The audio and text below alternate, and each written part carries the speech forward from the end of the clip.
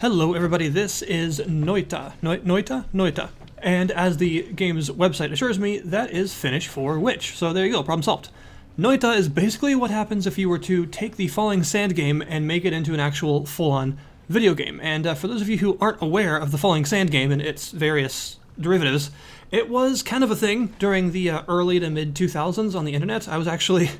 I was a member of a forum for one of those games because I'm old, and it was just a really cool sort of physics toy where every pixel was actually simulated. So you had realistic burning of things and creation of gases and liquid splashing and stuff like that. It was pretty cool, and there were a lot of like sort of derivatives of it, like WX sand and burning sand, and also the powder toy and OE cake and other stuff like that focus on different things. And they were just really cool little physics toys. They weren't actually full-on video games as much as they were just fun things to screw around with. And they often had lots of mods and stuff as well that added all sorts of different like powders and solids and stuff for you to mess around with.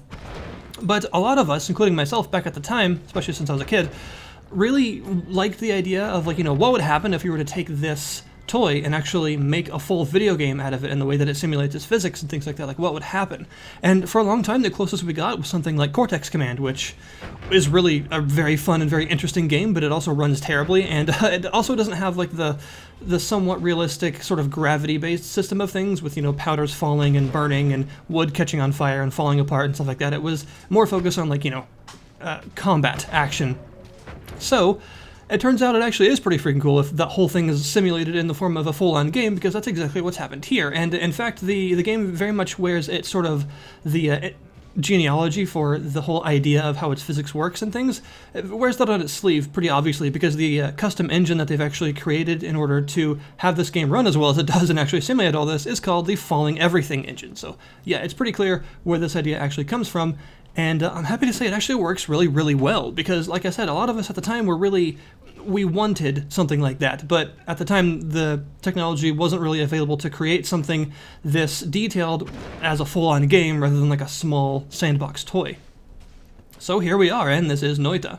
And you kind of know sometimes when you're onto something special when you're playing a game, because something ridiculous happens and it just kind of makes you smile, and you realize that you're actually going to have a lot of fun with this. And that happened for me with this game when I very first started my first run ever, and there is a little minecart up on the top that you can just sort of mess with just as a little demonstration of the physics really quickly. And I kicked it forward, and it flew like 50 feet through the air down all the way into the first floor of the dungeon and then crushed an enemy to death before I even got in there. And that's when I knew that this was going to be something pretty special.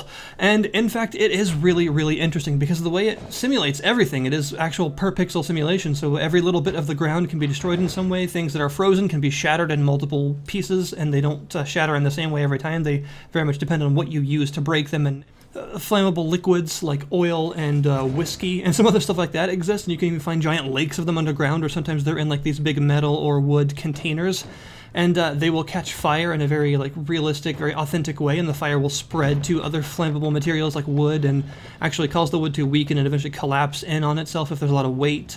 It's really, really cool. I mean, also liquids like water will boil off, and the pool of water will actually decrease in size, and a big cloud of like steam will rise up, and eventually it will collect on like the roof of the dungeon, and then it will sort of percolate back down as it condenses. It's really neat. It's very much in the vein of like the Falling Sand game type of let's just combine stuff and see what happens, only in a full-on video game form, and that's really, really cool. I mean, here in the background, you're actually seeing me deliberately screwing around with the idea that I got a perk that allows me to freeze stuff that I stand on, so I can freeze that water solid and like trap enemies in it and things like that, which is pretty cool, and that does get me in trouble a little bit later. But you can also accidentally screw yourself over by, for instance, having the perk that allows you to freeze things, and also having the perk that makes you bleed slime, which will basically cause you to like be encased in icy slime every time you get hit, which isn't great, so maybe try not to do that. But just the fact that that's an actual possibility, that that's something that you can do just by screwing around, is pretty compelling, and this is very much one of those games that demands that you just screw about a bunch. Everything about it is just fuel for what would happen if kind of moments, and most of the time whatever you're thinking of can actually happen, and it will be probably a giant mistake that you will definitely want to try out the first time you actually do it. And the game itself takes place in a rogue-lite style of progression right now, although almost not exactly. It doesn't have any sort of like meta progression right now. You don't unlock things as you do runs, or there's no like meta currency that allows you to buy new stuff. It's just that each run is its own self-contained adventure, and when you die, you will start over. So it is a roguelite in the very traditional sense, without any sort of extra stuff to unlock as it stands right now, although there's a ton of stuff for you to find. And the game focuses on spells. You are, of course, a witch or warlock or wizard or what have you, and there are a ton of different wands that you can find, and also different spells. And the game actually allows you to create your own magic, effectively, because there are a ton of preset spells and also different qualifiers for spells and extra effects that spells can carry, and you just sort of attach them to wands to create your own magic. So if you have a firebolt spell, something that's just like a basic, straightforward, explosive, small fireball, and then you combine it with, say, the explosion of spirits, or the cloud of spirits spell, which creates like a burst of basically whiskey in the air, and then you can actually combine these two in one wand and have a little fireball that will explode into a big flammable cloud that will also probably ignite in midair, and you'll have like a sort of long-range burst of flamethrower kind of thing, which is pretty cool. And that's sort of what the game encourages. It encourages you to take all these various different things that you can find, all these spells and qualifiers and modifiers and stuff, and then just combine them in a way that makes a unique and interesting wand. The wands themselves also have stats, and they matter. For instance, you might find a wand just exploring around one of the floors of the dungeon that isn't really that good on its own, like it doesn't have a spell that you want, but it still might be worth keeping, because once you get to this area right here, the Holy Mountain, it's like a checkpoint in between every floor of the dungeon. It allows you to replenish your health and also replenish the uses of spells that have limited usages, and also there will be other spells and wands to buy here in between each floor. You also get a perk here. And that, as you can see right there, you have a sort of spell inventory, so that you can take these wands. Maybe you find a one that is something that you already have, but so you don't really need it, but it has like a really short recast time and a really huge mana reserve, so you can have like a Gatling firebolt or something that you attach to it because of how fast it fires. So you need to actually pay attention to the various stats of the different wands to find out which ones are some you might actually be able to work into your own little build that you're making, because it's not just about the spells that they start with, it's about the amount of slots they have, the recast time, the amount of mana they can hold, because wands that hold more mana can also hold more spells if they have the slots for it. Different spells cost a different amount of mana total, and you can just combine all these things in various ways to make something stupid, and that's exactly the point. You're trying to create something absolutely ridiculous that will help you get through the very hard floors as you go down. It gets really hard once you get to like the icy base levels with like crazy space marines and robotic sentries and things. It gets really hectic. So you definitely want to get overpowered. This is one of those classic roguelites, kind of like Isaac, honestly, where the whole point of the game really is to be as overpowered as possible and just to get yourself as ridiculously strong in the most silly of ways that you can, with all these synergies and things coming together to make a really, really potent mix. And the game gets so difficult and so hectic later on that you will actually need to be this strong, and it definitely will never actually turn into a cakewalk so far, at least, because it is quite difficult. So all of this ridiculously overpowered nonsense is exactly what you need to keep yourself alive. There are also flasks and other things like that you can find that help to really highlight the environmental interactions and the elemental interactions and things.